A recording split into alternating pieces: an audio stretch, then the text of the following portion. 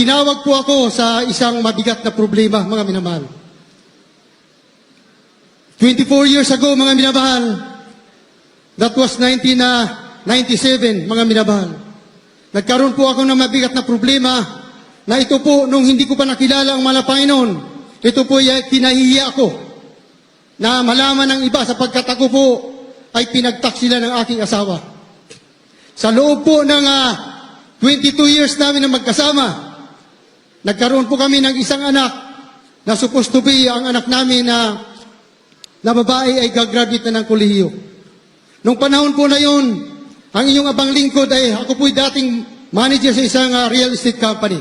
At ang aking asawa, supervisor din sa isang kumpanya, mga minamahal. Pinagpala po kami, mga minamahal, ngunit mga minamahal, isang araw, nagpaalam siya sa akin, mga minamahal, na maghatid ng pira, ipapadala doon sa probinsya nila, sapagkat siya po ay nagkaroon ng early retirement.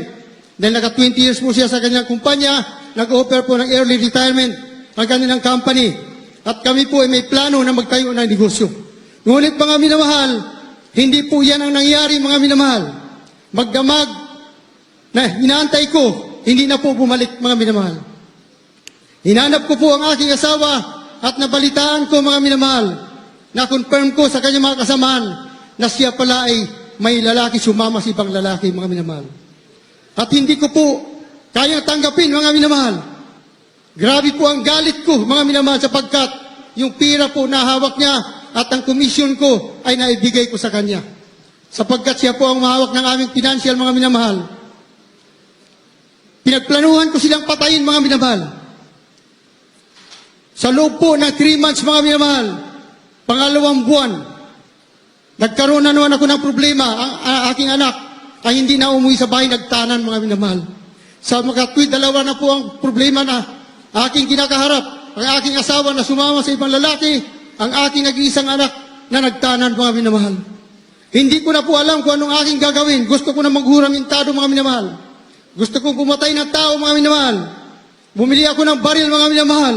Ang sabi ko sa aking mga magulang, kapag ako ay nakapatay, dalawin nyo na ako sa Muntinlupa.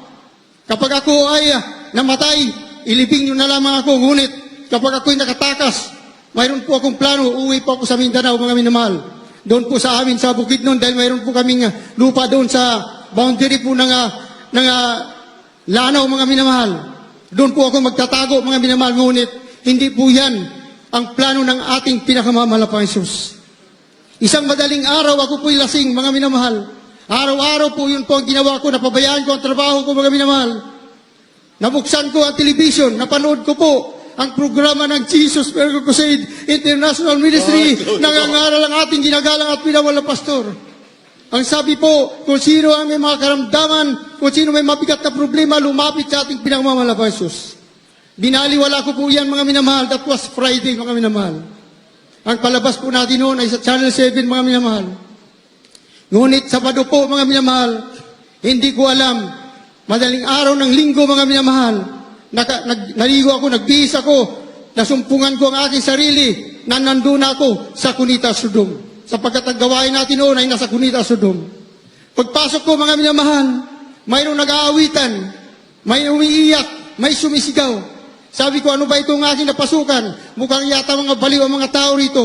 Ngunit isang malamig na hangin, mga minamahal, ang pumapok sa akin mula ulo hanggang talampakan, mga minamahal. At hindi ko napigil ang aking mga luha, mga minamahal. Umiyak po ako, mga minamahal. Dahil ako po'y nahiya, kalalaking yung tao, matigas ang aking puso, mga minamahal. Nagtago po ako sa isang sulok, mga minamahal, hanggang po nag-awitan ang mga Pioneer Choir, mga nakaputi. Nung inawit po ang Lord's Prayer, mga minamahal, nakapikit ang aking mga mata. Grabe po ang aking pag-iyak, mga minamahal. Pagdilat ko, mga minamahal, nakita ko may mga malalaking tao, nakasabay ang mga Pioneer Choir, malalaki na nakaputi, mga anghel ng ating pinakamamahal na Jesus. Sabi ko to, at totoo ba itong aking nakita? Mukha yata ako'y nananaginip, ngunit ako po'y gising. Hindi ko ako nanaginip, mga totoo ang aking nakita. Ito po ay totoong gawain ng ating pinakamamahal na Jesus. Nung matapos po ang gawain, mga minamahal, nanawagan po ang ating beloved honorable assistant pastor, Lina C. Almeida, Bilay Mamader, kung sino po mga baguhan lumapit sa harapan. Ang inyong abang lingkod po, lumapit sa harapan, tinanggap ko ang ating pinakamamalapang Diyos. At nabautismuhan po ako sa tubig sa pangalan ng ating pinakamamalapang Diyos. Himala po sa himala. Ang putat galing sa aking puso, inalis ng ating pinakamamalapang Diyos. Hallelujah. Nais kong patayin ang aking asawa at ang aking anak na nagtanan. Dahil galit na galit ako, ngunit hinahanap ko na sila mga minamahal. Gusto ko lang hanapin upang dalhin din sa banal na gawain ng ating pinakamamalapang Diyos.